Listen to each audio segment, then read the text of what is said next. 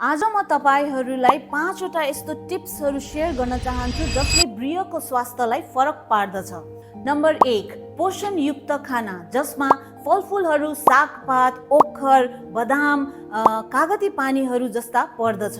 Number 2, daily exercise गर्नुहोस्। योगा, हिँड्ने, स्विमिङले हजुरहरूको रगतको फ्लो बढाउँदछ र हर्मोनहरूलाई ब्यालेन्समा राख्दछ। नम्बर 3, चुरोट र रक्सीलाई बन्द गर्नुहोस्।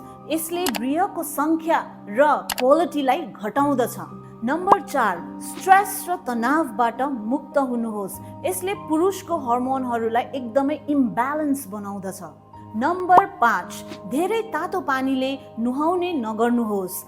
सौना, टाइट इनरवेयरहरू अभोइड गर्नुहोस्। यी साना साना कुराहरूले हजुरहरूको प्रजनन स्वास्थ्य सुधार्न सक्नुहुन्छ।